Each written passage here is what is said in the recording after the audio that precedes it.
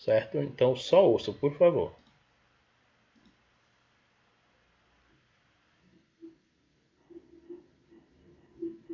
O brasileiro lê em média 1,3 livros por ano. Tenta acompanhar aí.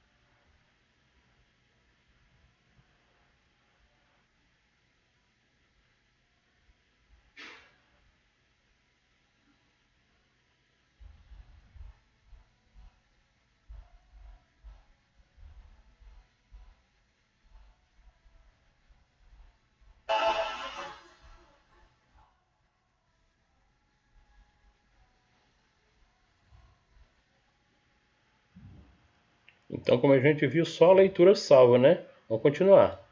Tentem dar atenção aqui, por favor, viu? Não fiquem brincando no chat, não. Dijão, obrigado pelos elogios aí da aula. Então, ó, pré-leitura. Tá lá no livro de vocês. Por isso que eu estou chamando a atenção de vocês sobre isso aqui. Antes de ler um texto, deve-se, em primeiro lugar, ativar o conhecimento prévio do grupo sobre o tema e o vocabulário, as funções linguísticas do texto que será lido. É interessante orientar um objetivo específico para a leitura. É importante dirigir a previsão e o levantamento de hipóteses, ainda que estas não sejam confirmadas.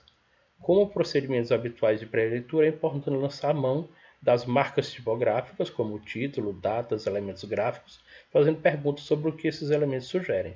Então, a pré-leitura é aquela visão geral inicial de um texto. Você não leu o texto, você só olhou o texto assim por cima. Então, o que ele fala aqui? Você vai ativar o seu conhecimento prévio. Conhecimento prévio a gente viu lá nas técnicas de leitura, né? Que é aquele conhecimento que você já tem sobre um determinado assunto. Como também fazer uso de quê? marcas tipográficas. O que é marca tipográfica? Ou pistas tipográficas? Ou informação não verbal? É aquele que não está escrito, mas está mostrado, como ele colocou aqui, ó, o título, a data, os elementos gráficos. Como assim elemento gráfico? Ó, você vê aqui nesse passaporte, tem uma letra de tamanho, tem o brasão do Brasil, tem um bem grande passaporte, então que são elementos gráficos. Então você vai fazer perguntas sobre esse determinado conteúdo para depois você entrar na leitura. Beleza? Então esse aqui é o primeiro tópico de pré-leitura. Vamos lá. Atenção aí.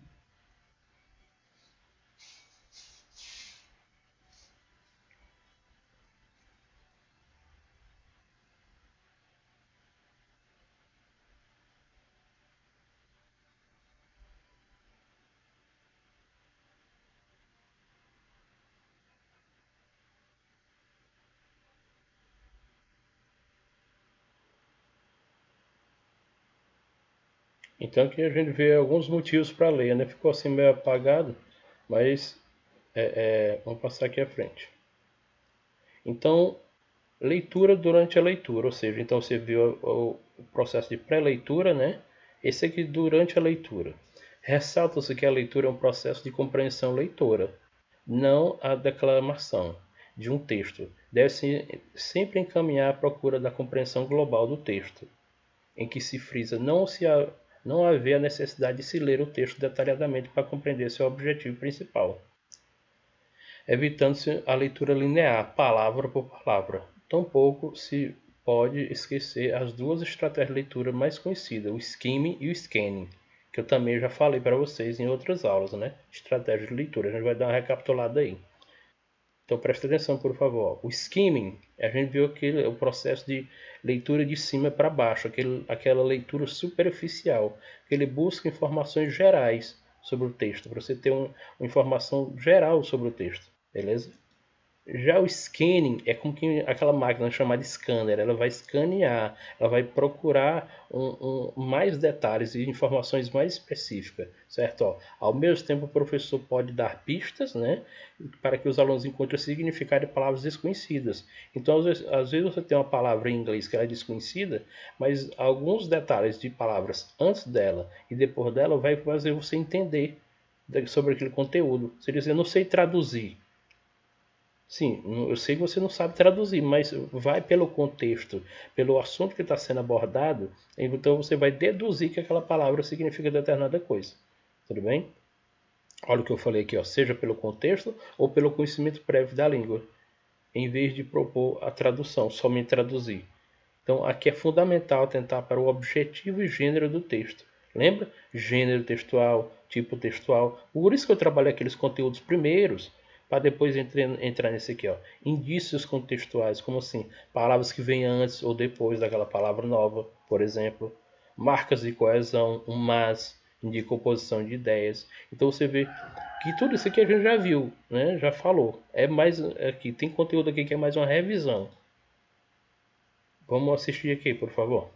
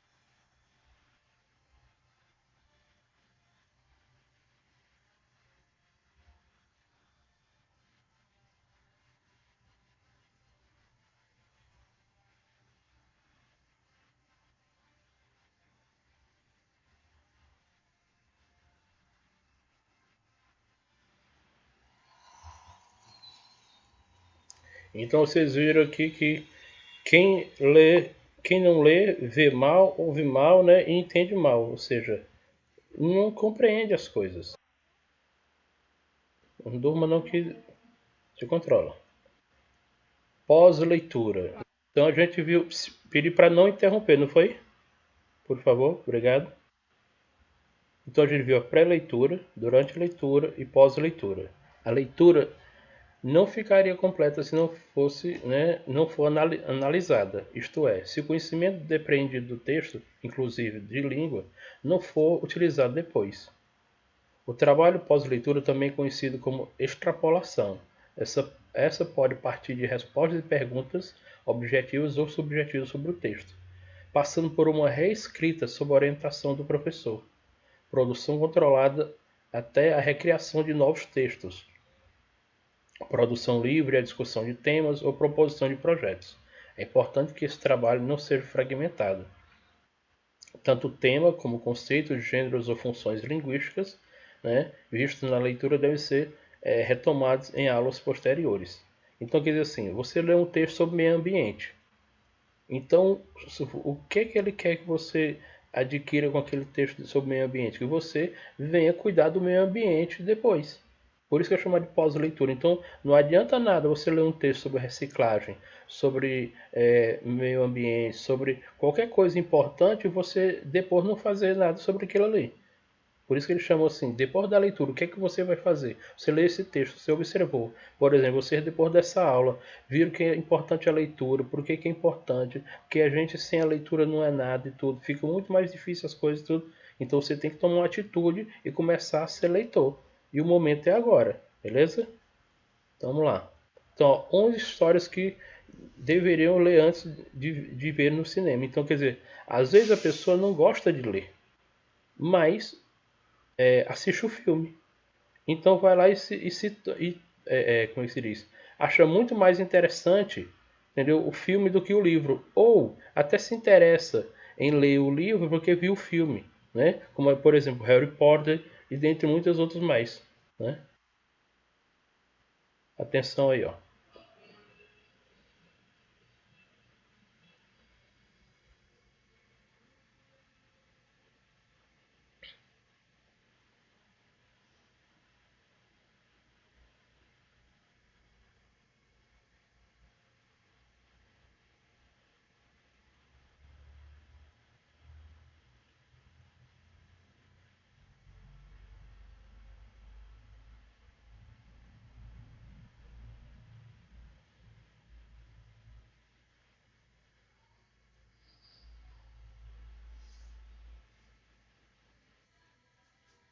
Preste atenção, por favor. Pare de brincar no chat aí, preste atenção aqui na aula.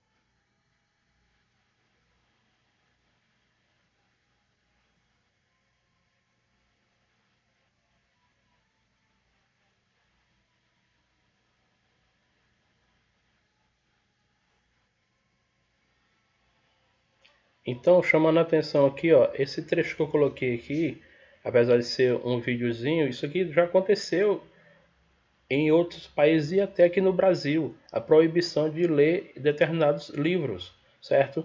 Na época do nazismo, Hitler mandou queimar todos os livros que pudessem instigar assim, a pessoa a aprender, a ter um conhecimento melhor, a ser revolucionário, a lutar pelo seu direito. Como houve também aqui no Brasil na época da ditadura. Então, na época da ditadura, na época da censura, você não podia ler, você não podia falar nada, entendeu? Senão você ia preso e ia morto, torturado e morto. Então, quer dizer, eu estou chamando a atenção de vocês para a importância da leitura, porque isso já aconteceu no nosso país, e quando se fala em ditadura, muita gente ainda vai nas mídias, na televisão, nas redes sociais e fala que quer de volta à ditadura. Será que você queria ser hoje proibido de ler, de falar, de assistir o que você gosta? Imagina. Eu acredito que não. Então, mas para isso você tem que ler, você tem que estudar, você tem que estudar a história, entender a história. Por que, que muita gente às vezes fala nesse tipo de comportamento das pessoas, dos líderes, do presidente, de colocar uma ditadura e a gente só diz, só diz amém, só diz que sim, sem nem saber o que foi a ditadura, o que ela causou nos nossos avós, nossos pais e no nosso país. Beleza? Então por isso é muito importante você ler. Olha aqui os objetivos da leitura. Ó. Ler para obter informação precisa, para seguir instruções, obter informação de caráter geral, aprender, revisar um escrito próprio, ler por prazer, para se comunicar um texto a um auditório, seja uma palestra, para praticar a leitura em voz alta, para verificar o que aprendeu. Então, aqui são alguns dos objetivos da leitura. Aí ele diz aqui no discurso dele, né? De graduação, quando ele está se formando. E eu gostaria de agradecer, né? A internet, ao Google, à Wikipedia, à Microsoft Office e o mais importante, ao copiar e colar. Ou seja, não aprendeu nada, só copiava da internet e colava. Então, quando o professor pedir para você fazer alguma pesquisa, para você não terminar igual esse rapaz aqui, ignorante, sem ter aprendido nada, você tem que ler. Não é que você não vai pegar na internet, não. Ó, esse assunto todinho aqui que eu peguei está na internet. Mas eu fui lá e fiz o que eles chamam de curadoria, ou seja, eu fiz um resumo, eu separei vários materiais para poder chegar ao ponto de explicar o conteúdo. Então não é só pegar e copiar e colar do jeito que está lá na internet, não. Porque o professor vai dizer, tu pegou da internet.